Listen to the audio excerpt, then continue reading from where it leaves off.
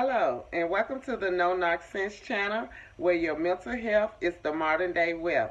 My name is Melissa Swearigan, and I would like to thank all my subscribers and all my new subscribers. And if you haven't done so yet, please do so. Today I will be speaking about 3 stages of a narcissistic abuse relationship. Everyone have been in a romantic relationship can recall those initial feelings of joy and happiness when meeting someone new. You may feel a sense of euphoria in the beginning, but that is common.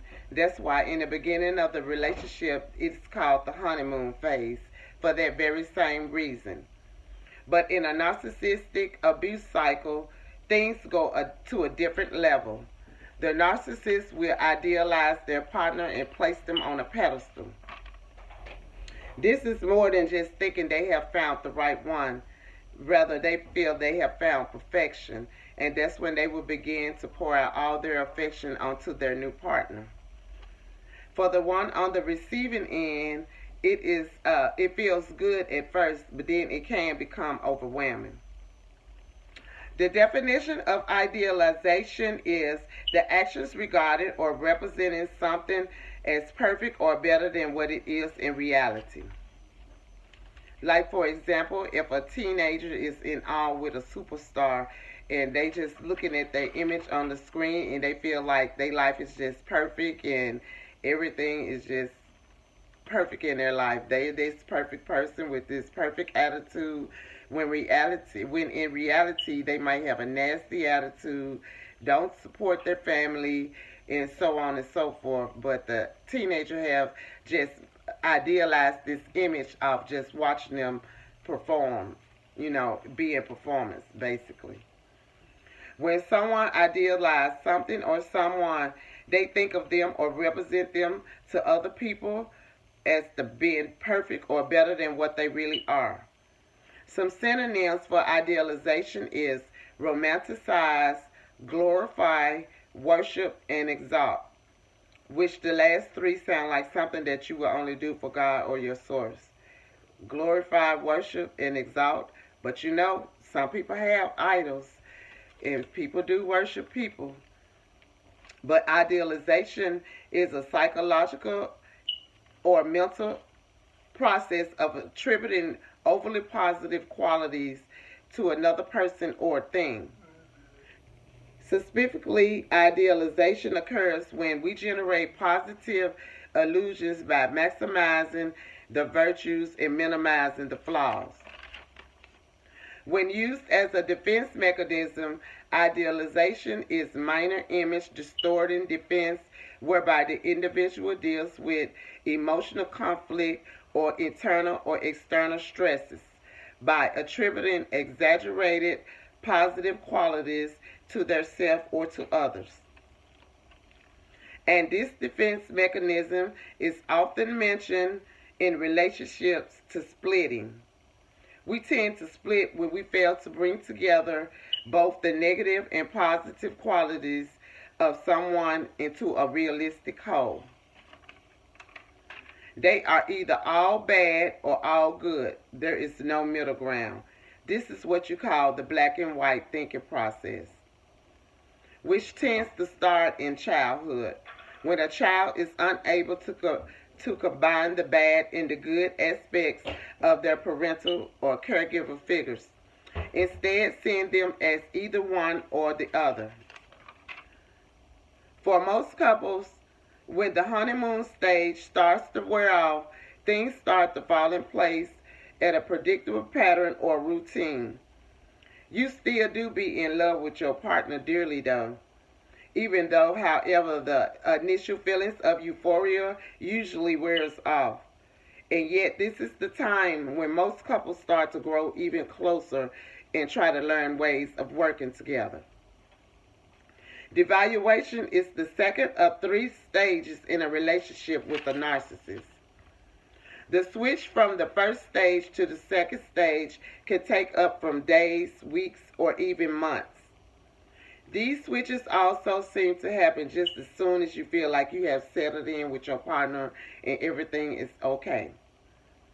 The shift is nuanced and you may not realize it when it happens. because it's so subtle. This is the stage where the abuse lies. It can be in any form. It can be verbal abuse, emotional abuse, physical abuse, spiritual abuse, financial abuse, and also sexual abuse. But in a narcissist abuse relationship cycle, this phase of the relationship can be quite different. This is when the narcissist begins to devalue their partner instead of growing closer with them. They realize that their partner is actually not perfect, but who is. And they don't see that them is being any value to them anymore. The value of a person being only to fear their self-image and their self-importance. They are really good at reading people, knowing what to say, what to do, and when to do it, and when not to do it. The definition is to reduce, underestimate the worth or importance of.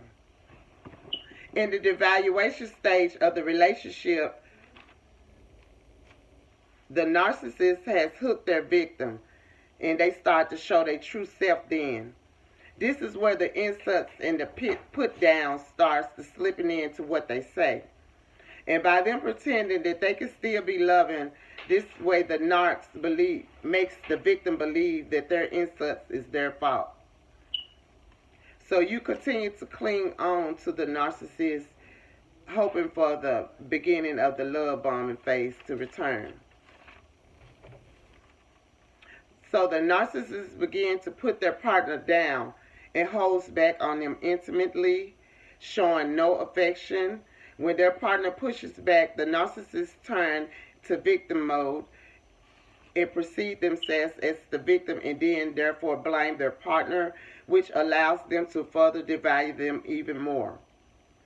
Some synonyms for devalue are belittle, depreciate, decry, discredit, underrate, display, and undervalue. The motivation of a narcissist is to make you feel weak and powerless so that they can gain more control over you. They are deeply insecure people, and here they will be projecting their devaluation and their feelings of their self onto you. Some signs that you are in a narcissistic abuse relationship would be gaslighting, name calling, insults, ridicule, embarrass you in front of others, withdrawing affection, seductive withholding, making you feel bad for how you feel and think, passive aggressiveness, and they will also make you doubt yourself to the point where you have no confidence. But a few pointers that can help you out is listen to your gut instincts, asking explanations for their behavior. Turn inward and work on yourself.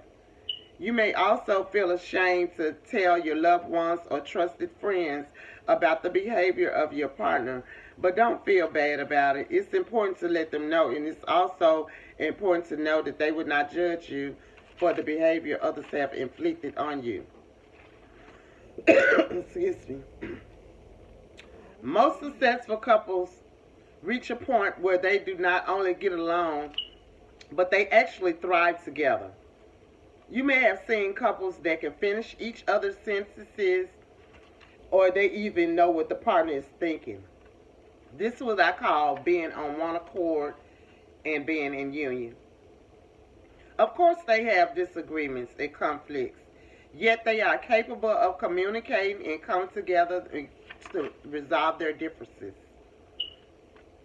To discard means to get rid of something that is no longer useful or desirable to you. The narcissist will discard you when the person no longer boosts their ego or fear the replenish their narcissistic supply. Because the narcissistic people sees people as objects that they can use to meet their needs. A narcissist will begin to reject their partner and finally discard them in favor of a new relationship that fulfills their needs at that time. Keep in mind though, this isn't love, belonging, or caring. although these are the most qualities that most couples strive for. In fact, they are the bedrock of long-lasting relationships. A narcissist, though, only wants a relationship to fuel their ego and boost their self-importance.